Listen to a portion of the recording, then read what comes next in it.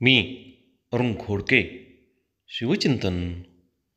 मराठी मुलकामध्ये औरंगजेबाशी चाललेल्या संघर्षाला संभाजीराजांच्या हत्येनंतर खऱ्या अर्थाने अटीतटीचे स्वरूप प्राप्त झाले.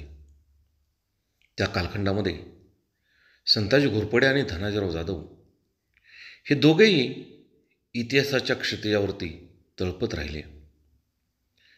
संताजी घोरपडेने ज्याप्रमाणे सरजा खान, कासिम खान, हिम्मत खान, अर्धमानदार खान इत्यादी मोंगल सरदारांचा आपल्या प्रतापाने त्यांना धुळीस मिळवले, अगदी त्याचप्रमाणे धनाजीराव जाधव यांनी सुद्धा रणमस्त खान, इस्माईल खान, मका खान या सरदारांना जमीनदोस्त करून टाकले आणि चंदनवंदनच्या तुंबळ रणसंग्रामामध्ये आपला मुलगाही स्वदेशास समर्पण केला.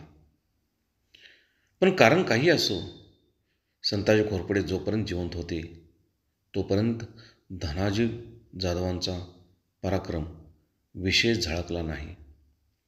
संताजी घोरपड्यांच्या मृत्यूनंतर इसवी सन 1697 ते इसवी सन 1707 या 10 वर्षाच्या कालखंडामध्ये धनाजीराव जाधव यांनी या संग्रामाचे नेतृत्व केले. या कालखंडाच्या पूर्वार्धावर जशी संताजींची मुद्रा उमटवली गेली होती, तशीच उत्तरार्धात धनाजीराव जाधव यांची कर्तृत्वाचा ठसा उमटलेला दिसून येतो. बहुत काय बोलणे. राम कृष्ण हरी.